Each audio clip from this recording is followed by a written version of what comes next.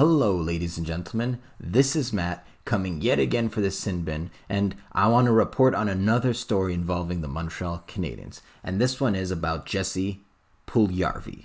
So let's just say it right away. A lot of fans, they're disappointed that Marc Bergevin didn't make a move this offseason. He tried to offer Sheet Sebastian Aho. That didn't work. We all know how it turned out. So a lot of fans, they're now disappointed. I don't agree with those fans. I don't know if they know what they're talking about. Because in my humble opinion, I'd much rather see Marc Bergevin do nothing than go out and give a bad contract to someone. For example, Jake Gardner's still on the block. I'd much rather see Marc Bergevin do nothing than give money to Jake Gardner and have him play 2 games for the Canadiens and then see him get injured. You see where I'm coming from? But that being said, for all of those who are still hungry, who still want to see a move by the Canadiens, I think they may have found a dance partner. Potentially. And that is Jesse Puljujarvi. So I read an article about Jesse Puljujarvi right here. Let me pull it out. It says that Jesse Puljujarvi will not be returning to North America until the Edmonton Oilers trade his rights.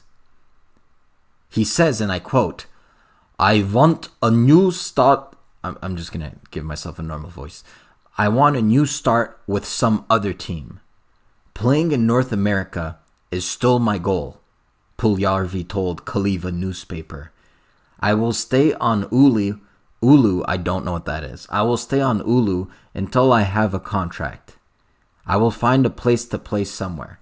Maybe Ulu is his country. I don't know.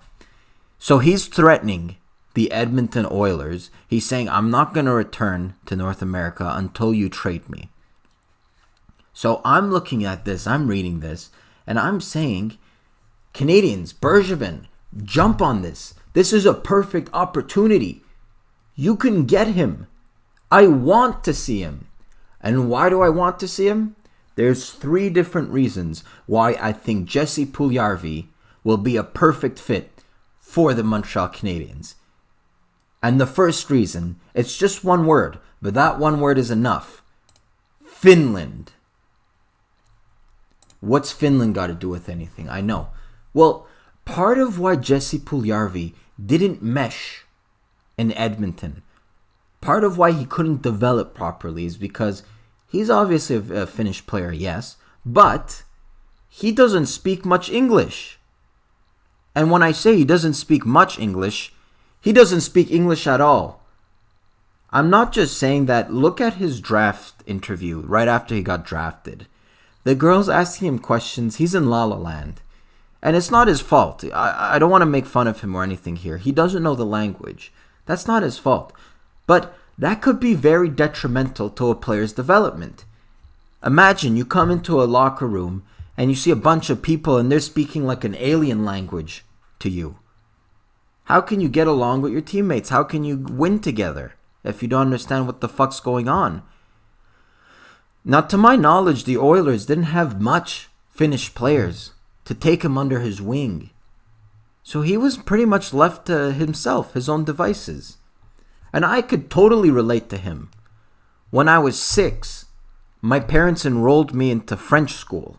And at that age, you can call me stupid or whatever, I had no concept of what language was. I thought everyone on earth spoke English. So I go to French school on the first day, and then I start hearing this alien language. I'm like, what the hell is going on? I instantly made no friends. Suffice to say, I urinated in my pants because I couldn't ask for the bathroom. That is Jesse Puljujarvi, minus the urinating in his pants. But the thing about Montreal has a really good Finnish core. They have Kotkaniemi, who's already been through it all in his first year. They have Armia. They have Lehkonen. They used to have Antiniemi, but he was playing like shit. Good riddance. We won't miss you. These are the type of players that can take Jesse Puljujarvi under their wing. And maybe, where he couldn't develop in Edmonton because of that language barrier, maybe that will be a possibility in Montreal. We'll see. But that is the one reason I want Jesse Puljujarvi in Montreal. The second reason is the upside. Jesse Puljujarvi still has a lot of untapped potential. He's still, 21, 22 years old? He's not that old yet, but he still has the pedigree of a 4th overall pick. If you remember the 2016 draft, a lot of people had him going 3rd overall. And then the Blue Jackets shocked the hockey world. They got Pierre-Luc Dubois instead. But he still has all of that talent. He still has a lot of untapped, unfinished potential.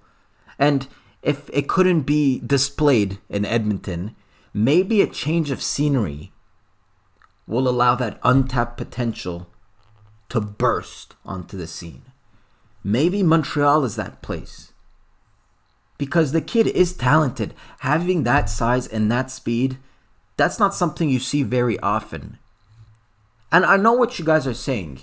Nail Yakupov, he had a lot of untapped talent.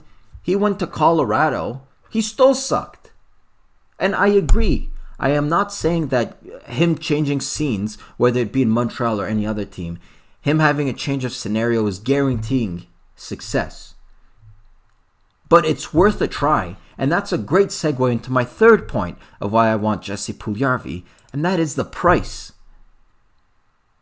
He's basically blackmailing almost the Edmonton Oilers. He's saying, I'm not returning unless you trade me. Do the Oilers have leverage? No, they don't have leverage. And if they don't have leverage, and Jesse Puljujarvi's play right now is at an all-time low, he's not playing great hockey. What's he going to cost you? Not much. He's not going to cost you much. Maybe a pick, maybe a 3rd round pick, maybe a 2nd round pick. But that's as far as I'll go. Because right now, he's not going to cost much. And in terms of the way I look at it, it's a high reward, little risk. Because there's low risk because you're not going to pay the moon for this guy. He hasn't played up to par at Edmonton. But he's worth the risk. I would give up a 2nd round pick for Jesse Puljujarvi. Now, I read someone in a comment somewhere. They said that Kenny Holland, who's right now the GM of Edmonton, Sergei Fedorov sat out 3/4 of the year. And Ken Holland would still not give him a contract. Ken Holland's a stubborn guy. If this guy says, I don't want to play in Edmonton, he'll say, okay, don't play. Go on a hammock, sit down, watch your Finnish telenovelas. You don't have to play. So a trade isn't guaranteed. But if I were Bergevin, I would definitely explore that idea. I would make a push for this player because I think that there's a possibility, a little possibility nonetheless, that he may work out with the Montreal Canadiens. What do you guys think? Would you like to see this player on the Habs? Let me know in the comments. Please like my videos. Let's reach 500 subs by the end of the year. That's my goal. I need your guys' help to do it. And as usual, my name is Matt. Keep your stick on the ice.